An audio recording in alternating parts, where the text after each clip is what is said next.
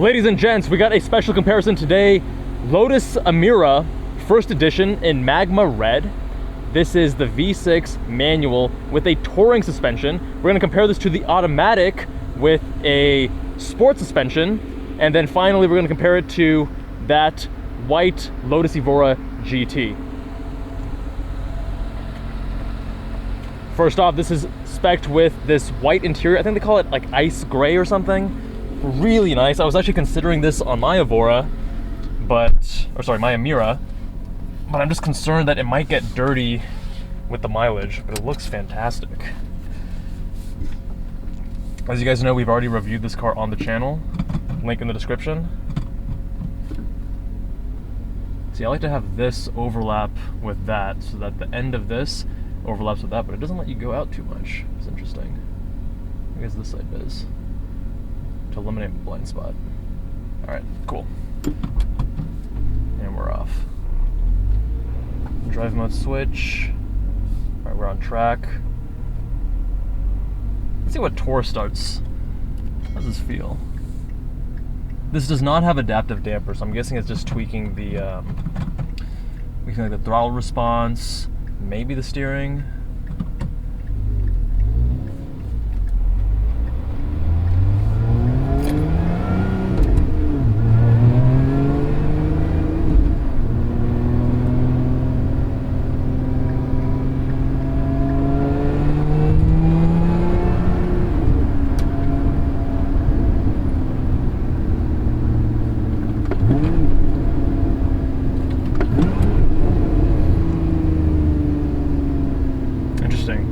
First time trying to double clutch, we're actually over revving it, so pretty sensitive throttle, which is a good thing.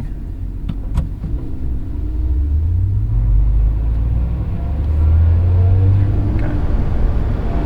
I'll give you the heads up. Thanks. So we were actually in sport earlier, didn't realize, so now we're back in touring, or tour mode I should say, and in tour you do notice a substantial difference in the throttle response. Other than that, we're not driving on twisty, so I can't really comment on the steering weight if that changes at all. I'm guessing probably not, because this is hydraulic rather than EPS. Transmission, it doesn't feel quite as tight as my memory from last year. Still totally fine to use this, and the gates are very well defined, and not like the earlier Evoras where you had to be very slow and careful. These gates are nice and easy to use, even cross-shifting. But it feels a little bit looser than what I recall. Brakes are really grabby. I'm actually being, the first few times I braked it was actually a little bit not even smooth coming to a stop. So nice and grabby, which is going to be great when you're pushing this hard on the canyons or on track. Alright, so it looks like Tour powertrain exhaust stability. So in Tour mode we have a more conservative throttle mapping. The exhaust is going to be quieter. In Sport, we have a more aggressive throttle mapping and louder exhaust. And then in Track mode, we have the most sensitive throttle and the loudest exhaust with reduced but not off stability. You do have stability off there. We're not going to do that today. So let's try Sport next.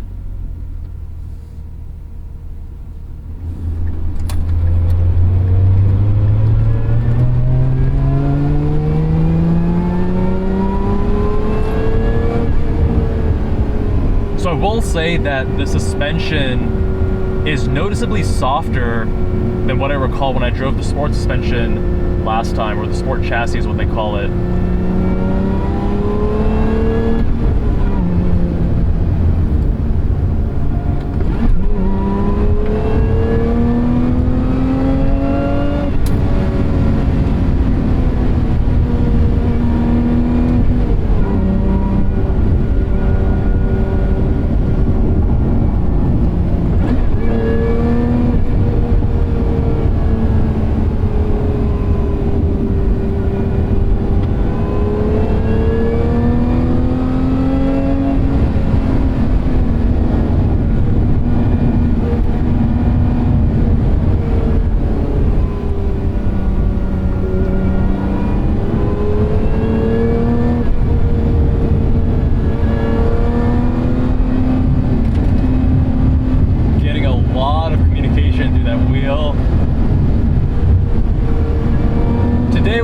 have the best driving roads, or we're gonna make do with what we have.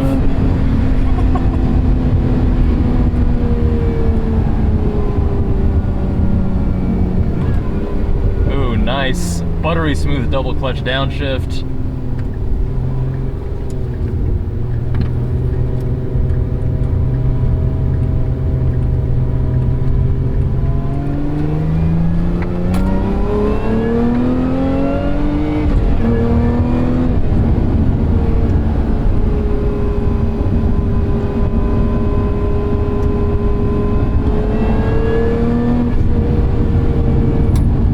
Sport. Let's go to track.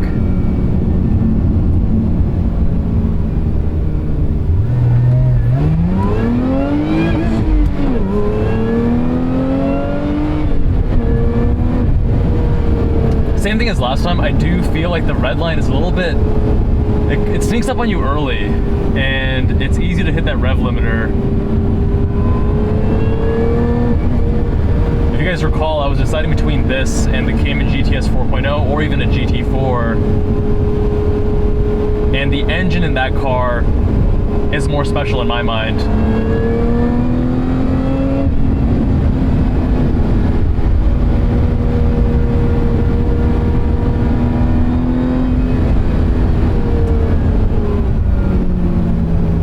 Yeah, great brakes. Great feel, they inspire confidence. There's no vagueness, it's just immediate, great bite, and very gradual with your brake pressure. Love that.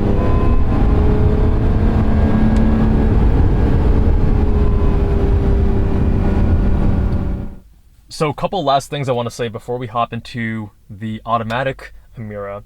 One is that the steering wheel comes out quite a bit, so getting into a good driving position is quite easy, even if you're a taller guy with long legs like I am. The exposed linkages for the manual, beautiful, nice touch. Very happy about that. You know, I was worried about the glare, but they have this anti-glare coating. You can see that it's not quite gloss, it's a little bit matte to it. So driving here in Vegas on a sunny day, not getting any issues actually reading the gauge. But yeah, let's hop into the automatic and see how that compares. All right, another first edition. This one has the diamond cut wheels, which I personally like a lot. I got that on my spec.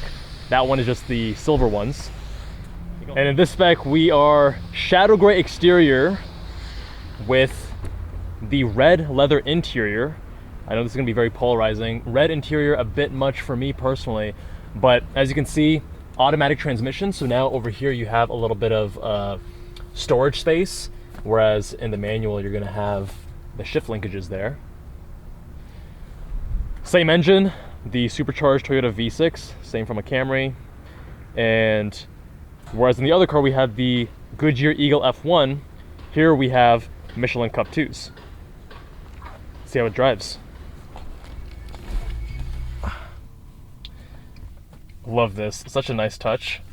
Lift that. That's how you know you mean business. Very Lambo inspired.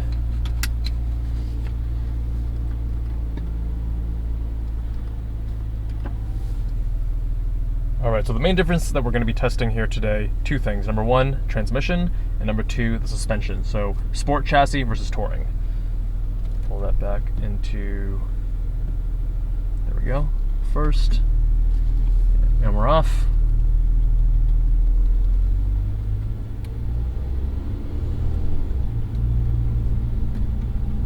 Interesting, the steering already feels heavier than the other car. We're in tour mode.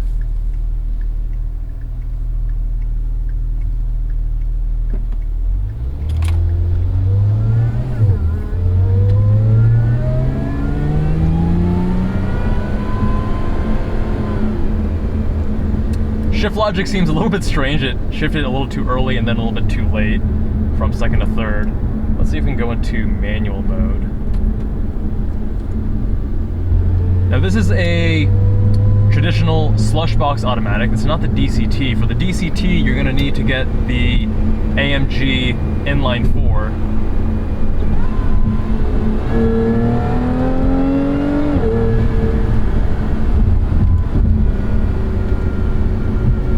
But I like that in that that upshift. It was a little bit aggressive, kind of threw me back in my seat, which makes it feel more sporty, makes it feel a little bit closer to something like a DCT.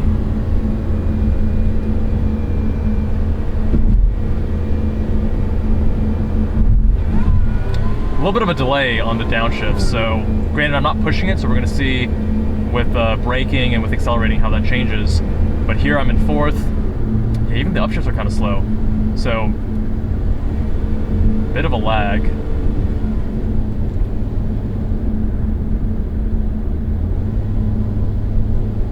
Yeah, not as fast as I would want. I mean, if you guys are considering one of these vehicles, it's the last Lotus ICE. I mean, get it and stick.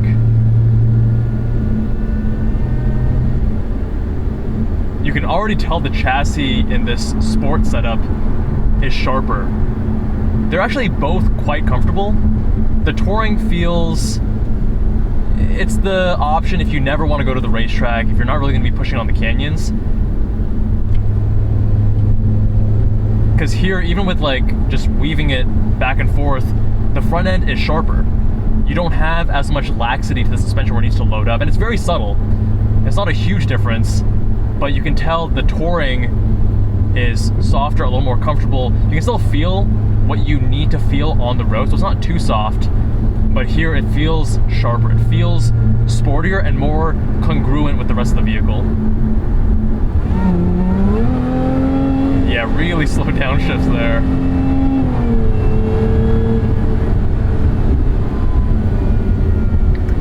But we're in tour mode, so I wonder if we go into sport. Yeah, we'll do sport mode. Nope, still really slow downshifts. I'll show you right here.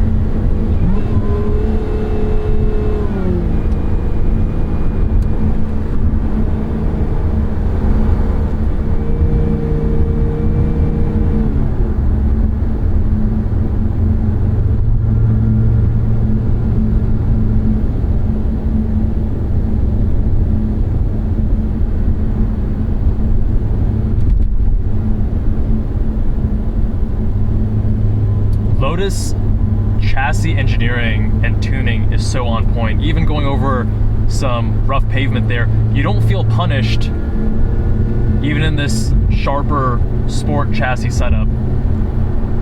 After driving both these back to back, I am glad I went with the sport because that aligns with what I want to do with the car. I want to drive it hard, I want to drive it on the canyons, take it on track, but it's still not punishing at all. I think if you're on the fence, I would probably err on the side of going sport because, I mean, this is still way more comfortable, way better tuned than a lot of other sports cars that don't give you the option between a sport and touring chassis option.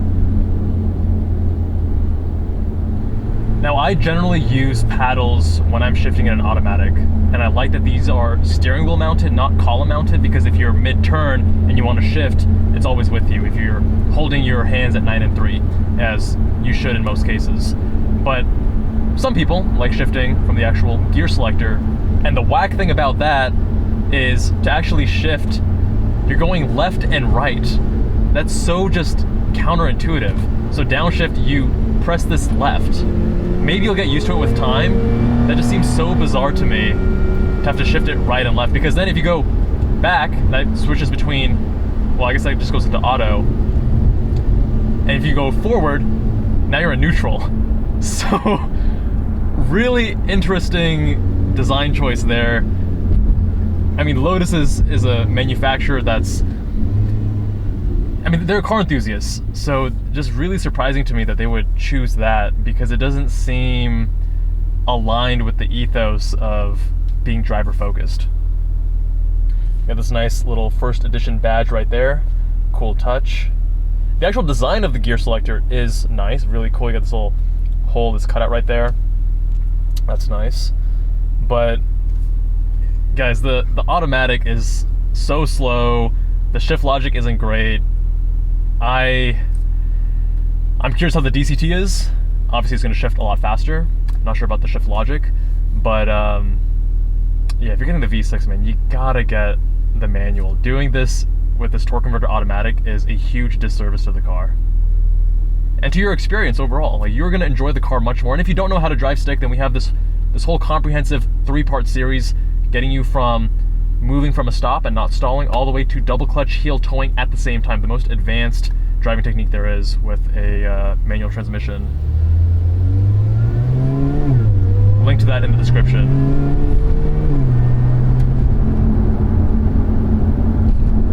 Ooh, yeah, the steering. I mean, even over these bumps, you're reading the texture.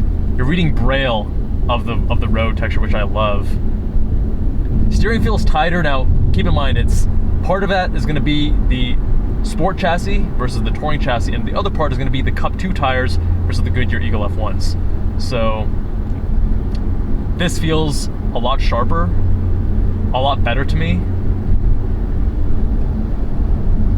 We're getting back into manual mode.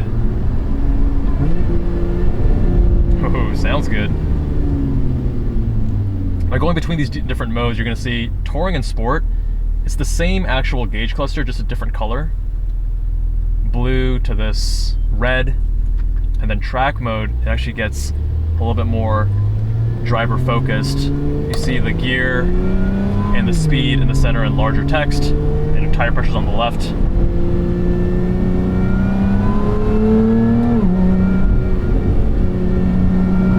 The upshifts are actually nice and aggressive, which I like. Hello, 992.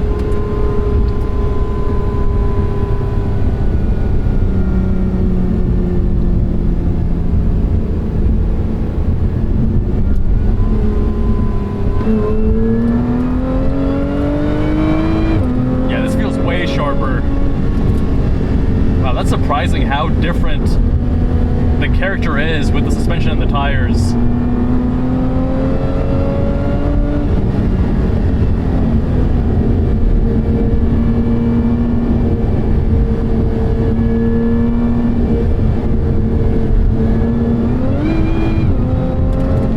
So even in manual mode, it will auto upshift for you, which I personally don't like.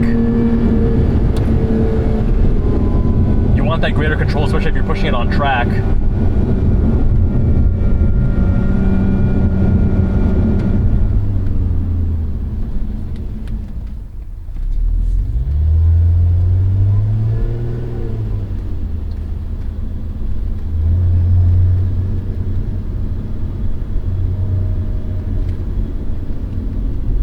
Yeah, the front end with the Goodyear Eagle F1s was washing out a little bit around the roundabout. Not an issue here, but granted I was going a lot slower. So let's actually spin it back around. See if we can get that a little bit higher speed. But yeah, this feels so much sharper, more communicative.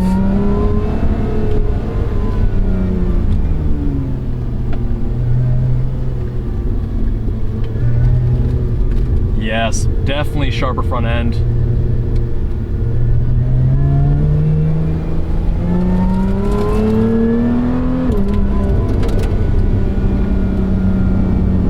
I'm glad we're driving this second because this is markedly improved with the chassis and the tires. I know I'm sounding like a broken record, but it's quite substantial, and you're getting a lot of character change from the car. It's the same vehicle, but just tires and the suspension tuning, huge difference. The actual paddles feel okay. Like, they have a nice metal texture and they feel nice, but the actual actuation isn't crisp. It's a little bit soft. All right, camera overheated, so I'm not sure where we left off, but this auto, the rest of the car, the Sport with the Cup 2 tires feels great, but the transmission is kind of ruining the experience for me. And I would say if you want a mid-engine rear-wheel drive vehicle and you're pretty set on having, oh look, in Sport, the shift logic is a little bit more aggressive. Downshifting as I'm braking, which I do appreciate. So granted, when I first started driving and I said the shift logic was a little bit strange, I was in tour mode.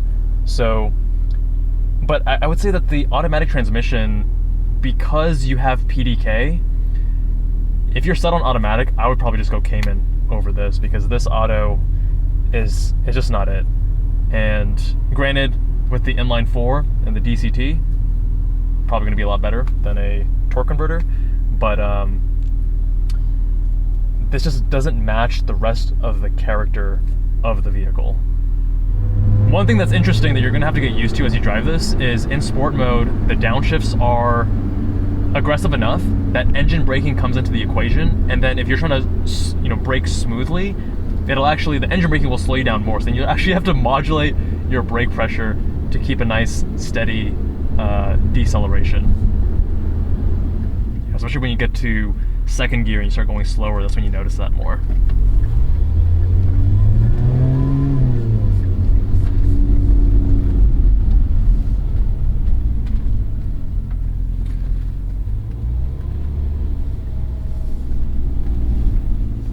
And there you have it, the two Emiras back to back. Very substantial difference between the two chassis options and also the tires. So next we're going to compare this to the Evora GT and see how, because that's essentially the same chassis, this is just reskinned and updated. See how that compares. Last up, we have a 2021 Lotus Evora GT.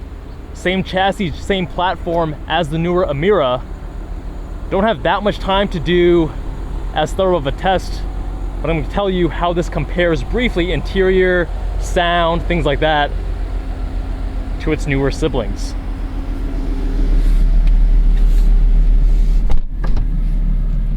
First of all, the interior is a huge step down, obviously.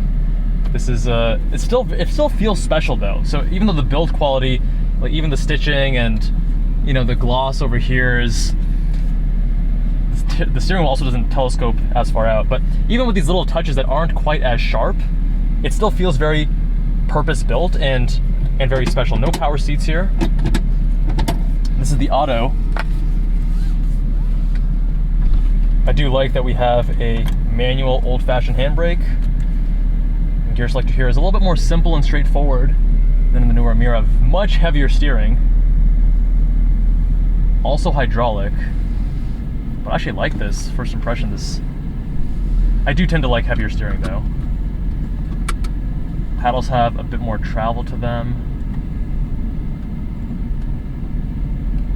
Don't feel quite as nice as the new one.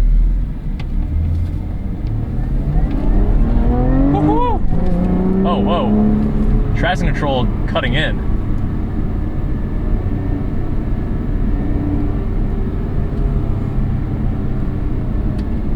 Definitely feels a bit more peppy.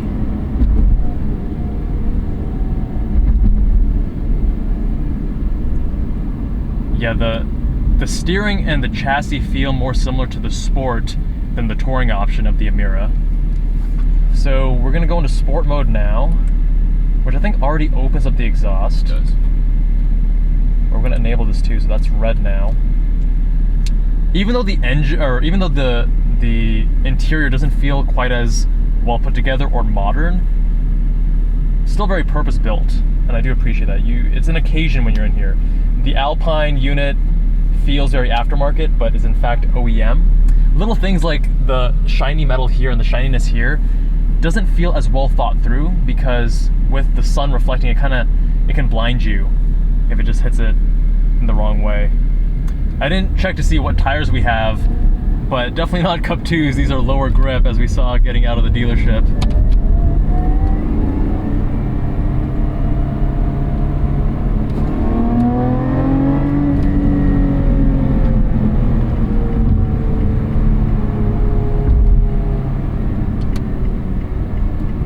Even like the stocks, they're a little bit too far from the wheel.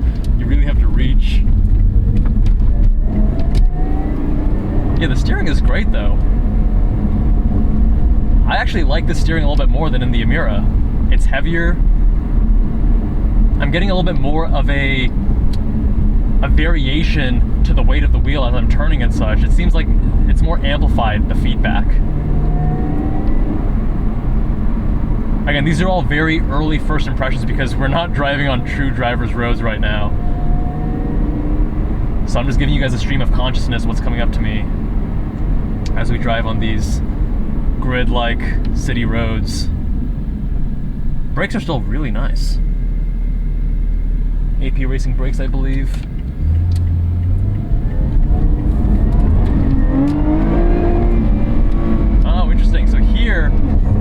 holds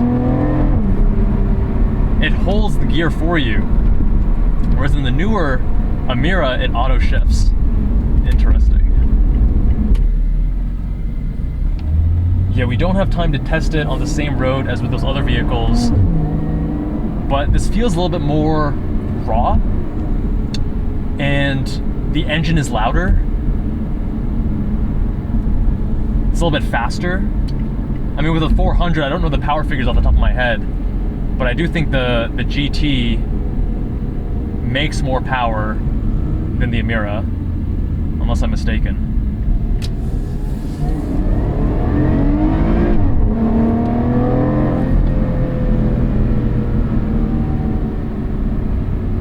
Ooh, what up, FDRX7?